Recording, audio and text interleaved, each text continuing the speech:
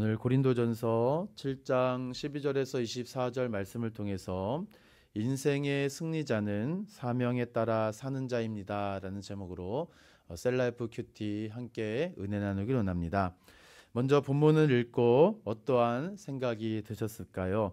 오늘 우리가 읽은 고린도전서 7장 12절에서 24절 말씀은 7장 전체의 큰 주제이죠. 결혼과 관련된 주제를 계속해서 이어져 가고 있는데요. 어떻게 보면은 결혼의 이야기는 잘 보이지 않고 부르심의 이야기가 더 많아 보이는 듯 합니다.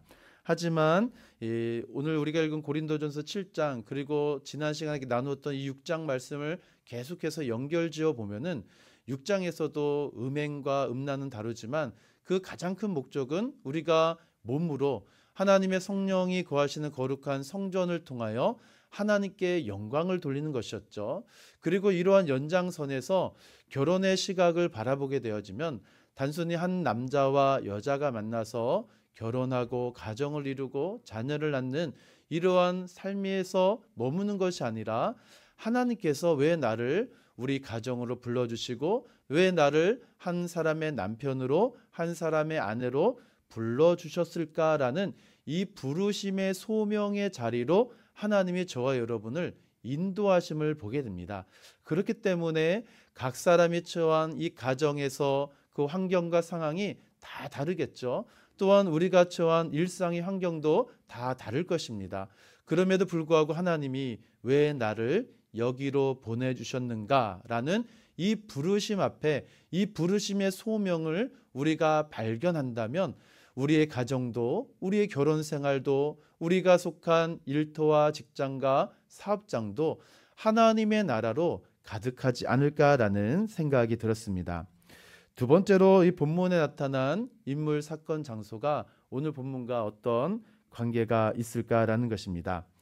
오늘 우리가 읽은 본문 12절부터 이런 이야기가 등장하는데요. 이 사도 바울은 결혼, 독신, 이혼 주제를 이은 다음에 오늘 말씀에서는 이 믿지 않는 남편, 믿지 않는 아내를 두고 있는 그 가정의 현실 속으로 우리를 인도하게 됐는데요. 믿지 않는 남편이 믿는 아내로 말미암아 또 믿지 않는 아내가 믿는 남편으로 말미암아 구원받을 수 있을지 우리가 어떻게 아느냐? 그렇기 때문에 갈라서지 말라라는 것이고요. 왜냐하면 하나님께서 저와 여러분을 부르셨을 때도 우리가 이미 하나님과 단절되어지고 분리된 그러한 죄악의 어둠 속에 살아갈 때 하나님께서 저와 여러분을 창세전부터 택하여 주셔서 이렇게 귀한 오늘 말씀같이 화평 중에서 너희를 부르셨느니라. 하나님과 단절된 상황 속에서 예수 그리스도의 십자가의 그 화평으로 우리를 부르셨기 때문에 하나님께서 저와 여러분을 이 가정에 특별히 또 일터로 우리를 보내신 이유가 있다라는 것입니다. 왜요? 우리를 통하여서 구원받을 자가 있기 때문에 그렇다라는 것이죠. 또한 24절에 보시면 형제들아 너희는 각각 부르심을 받은 그대로 하나님과 함께 거하라 라고 이야기합니다. 이 당시 이 고린도 사회 안에서도 노예, 자유인 여러 가지 계층의 사람들이 있었는데요. 이 사회적 신분에 예민하게 받아들일 수 있지만 예수를 믿는 성도는 그리스도 안에서 하나가 되었다라는 것이고요. 그렇기 때문에 남자, 여자, 노예, 자유인, 유대인, 헬라인 모두 그리스도 예수 안에서 하나가 되었다라는 것입니다. 세상 신분에 얽매여서 그 신분이 나를 결정짓는 삶이 아니라 하나님께서 나를 부르신 그 소명이 우리 인생을 결정짓고 그 부르심의 소명에 따라 사는 자를 오늘 하나님께서는 기뻐하신다라는 것을 본문을 통하여 계속적으로 보여주고 있다는 것이죠. 세 번째로 본문에 나타난 하나님은 그럼 어떠한 하나님일까요? 하나님은 예수 그리스도를 통하여서 저와 여러분 각 사람을 부르셨습니다.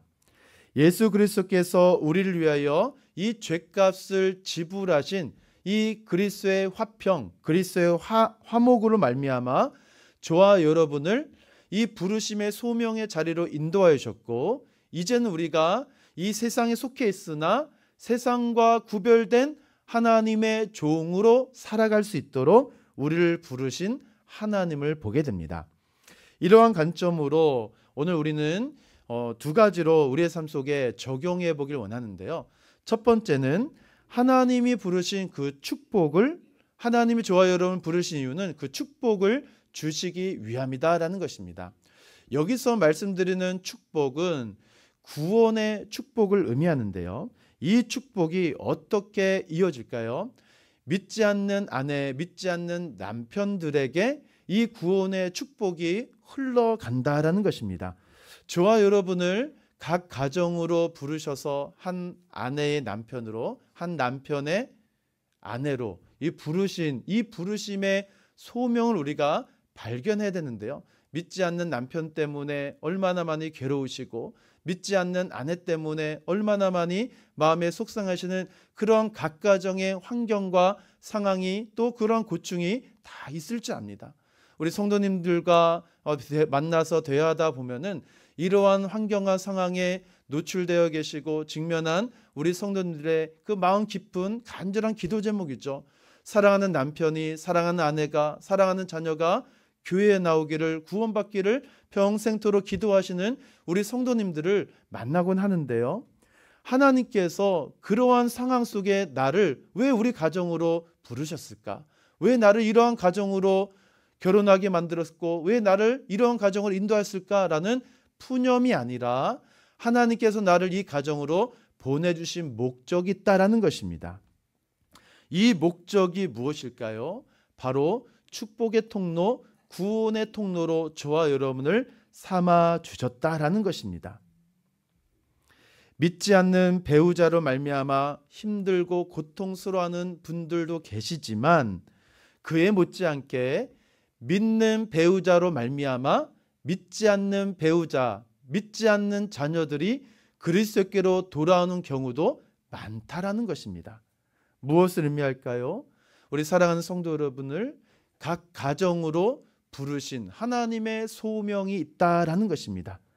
아브라함이 가는 곳곳마다 하나님의 축복이 흘러갔던 것처럼 우리 사랑하는 성도 여러분이 거하는 그 가정에 나를 보내셔서 이곳에 하나님의 나라가 임하게 하시고 이곳을 통하여 하나님의 축복이 흘러 들어오도록 하나님이 나를 부르셨구나라는 소명이 세워진다면 가정이 얼마나 기쁨의 장소가 되어지고 그곳에 구원의 기쁨과 감격으로 날마다 변화되어지는 그 가정의 은혜를 우리가 보게 된다는 것입니다. 두 번째로 그렇기 때문에 우리는 하나님의 뜻을 지키는 자리에 거해야 되겠죠.